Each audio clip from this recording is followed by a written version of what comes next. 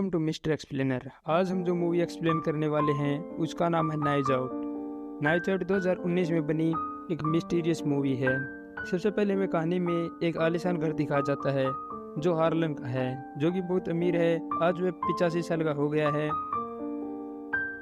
और उसने अपने घर पर पार्टी रखी है जिसमें पूरे परिवार को इनवाइट किया गया है। और फिर अगले दिन जब हार्लन की मेड उसके लिए कॉफ़ी लेकर जाती है तो वह देखती है कि हार्लन मर चुका है, किसी ने चाकू से उसका गला काट दिया है।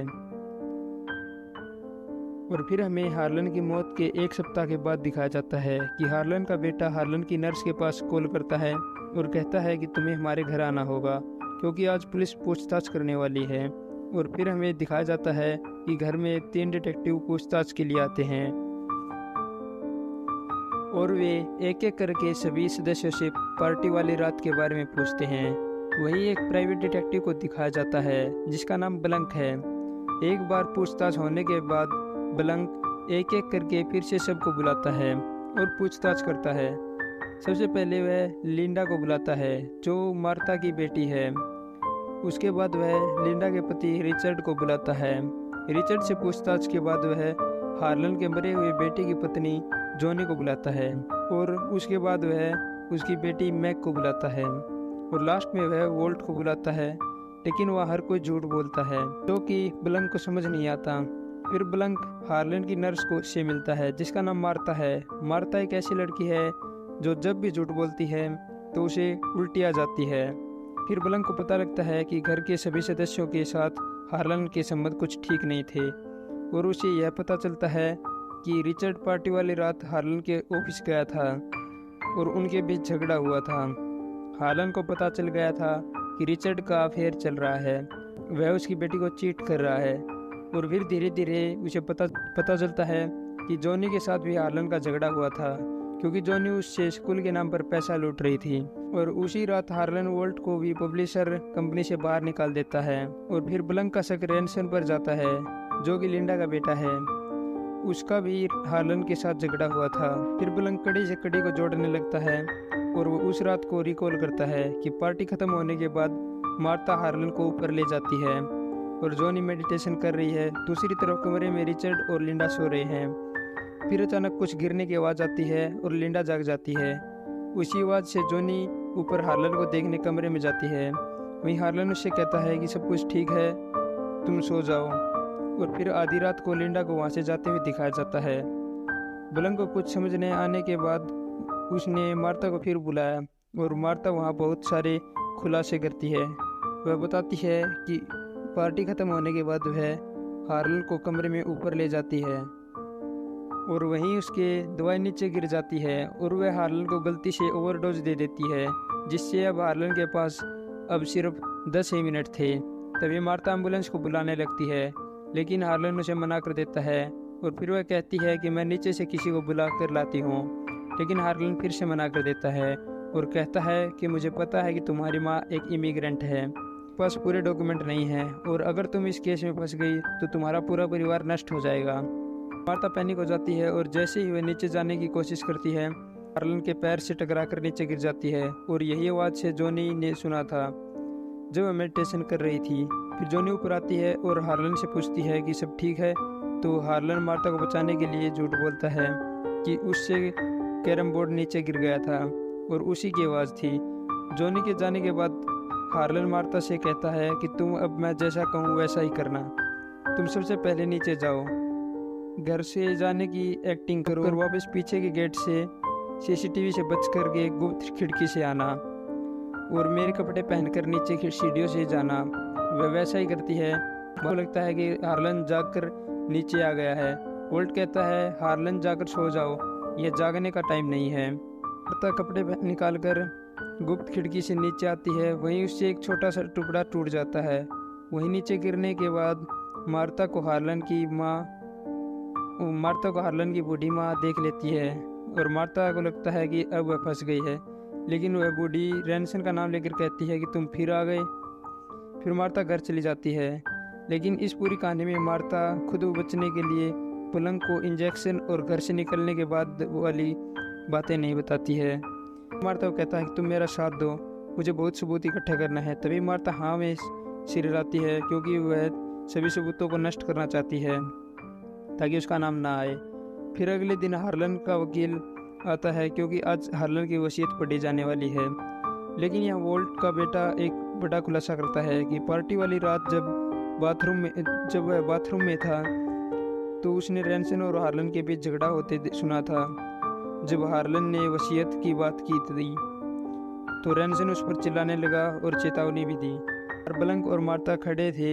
हार्लन का डॉगी ब्लंक के पास आया। उसके मुंह में वही लकड़ी का टुकड़ा था जो मार्ता से उस रात टूट गया था। ब्लंक उसे देखता है, जाकर तहकीकात करने लगता है। तभी हम वकील को देखते हैं, पूरी वसीयत पढ़ने लगता है और बताता है कि हार्लन ने अपनी पूरी प्रॉपर्टी मार्ता के नाम कर दी है, जिससे सभी परिवार वाले भड़क जाते हैं क्योंकि उनके लिए मार्ता सिर्फ एक नौकर थी। वे सभी उस पर चिल्लाने लगते हैं और उसे गालियाँ देते हैं। तभी वहीं रैनसन अपनी गाड़ी लेकर आता है और मार्ता को वहाँ से लेकर चला जाता है और वे एक रेस्टोरेंट में जाते हैं। रैनसन को पता है कि मार्ता जब झूठ बोलती है तो उसे उल्टी आती है। रैनसन उसको बेवकूफ़ बनाकर सब कुछ पूछ लेता है और एक डील करता है कि अगर मार्ता को आज़ाद होना है तो उसे उसका हिस्सा देना होगा। तभी मार्ता घर आ जाती है। अब सारा परिवार उसके पीछे पड़ा होता है। वे सोचते हैं कि कैसे हमारी प्रॉपर्टी वापस लें और वे मार्ता को कॉल करके परेशान करते हैं। वे मार्ता के घर के बाहर रिपोर्टर भी आ जाते हैं। मार्ता बचकर पीछे के गेट से जाने लगती है। तभी उसे वोल्ट मिलता है। वह मार्ता को धमकी देता है कि अगर उसने उसका हिस्सा नहीं दिया तो पुलिस को बता देगा कि उसकी माँ इमिग्रेंट है, फिर उसकी माँ को जेल जाना पड़ेगा। इससे मार्ता भी डर जाती है। फिर मार्ता अपने मेल बॉक्स को चेक करती है तो उसे मेल में हार्लन की टॉक्सिक रिपोर्ट मिलती है। वह इसे रैनसन को दिखाती है और कहती है कि हमारे दोनों के अलावा भी किसी को पता है कि उस रात कमरे में क्या हुआ था। तभी रैनसन कहता है कि हम उस लैब में चलते हैं जहां यह रिपोर्ट बनी है। लेकिन जब वह वहां पहुंचते हैं तो वे पाते हैं कि किसी ने पूरी लैब को आग लगा दी है। तभी मार्ता अपना फ़ोन चेक करती है तो मेल में उसको किसी ने एड्रेस भेजा होता है। लेकिन इतने में ही ब्लंक उन्हें देख लेता है और उनका पीछा करके उनको पकड़ लेता है और रैनसन को गिरफ्तार कर लेता है और मार्ता उसको बताती है कि उसकी रैनसन की दादी से बात हुई है। उसने बताया कि रैनसन को उसने रात को देखा था सीढ़ी से नीचे उतरते हुए। वह मार्ता को घर छोड़ने उसके साथ जाता है, लेकिन मार्ता बीच में कोई बहाना बनाकर वहाँ से जाती है और जहाँ मेल करने वाले ने बुलाया था वहाँ पहुँच जाती है। वहाँ जाकर वह पाती है कि वह एक लेडी है और उसके पास टॉक्सिक रिपोर्ट थी और अब किसी ने उसे जहर दे दिया है और वह मर जाती है।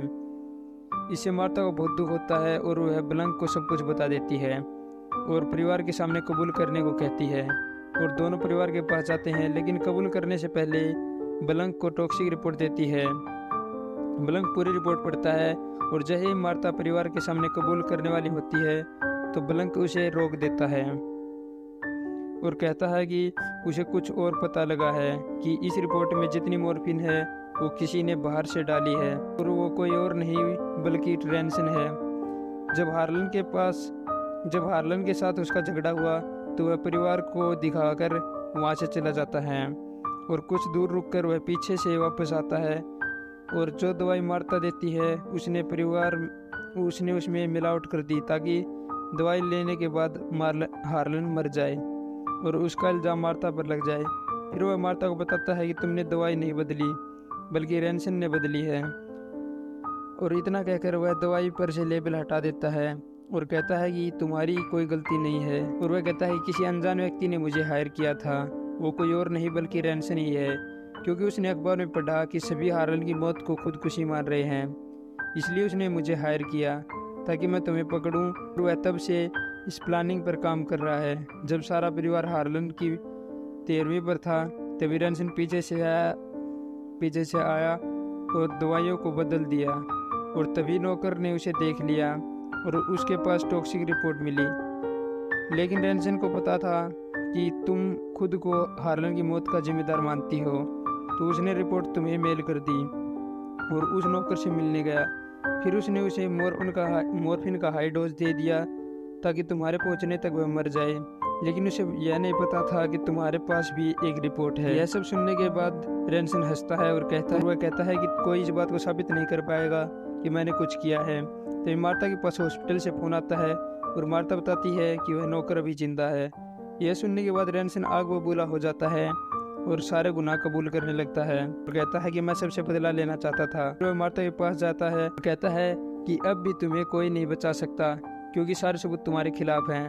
तभी अचानक मार्ता रैनसन के मुंह पर उल्टी कर देती है। यहाँ हमें पता चलता है कि मार्ता झूठ बोल रही थी कि वह नौकर भी जिंदा है और सब बातें ऑफिसर रिकॉर्ड कर लेता है, जिससे सारा इल्जाम रैनसन पर चला जाता है। इससे रैनसन और गुस्सा हो जाता है और वह चाकू निकालकर मार्ता को मारने की कोशिश करता है, लेकिन वह चाकू भी नकली है, जिससे मार्ता बच जाती है और पुलिस को एक और केस मिल जाता है रैनसन पर लगाने के लिए।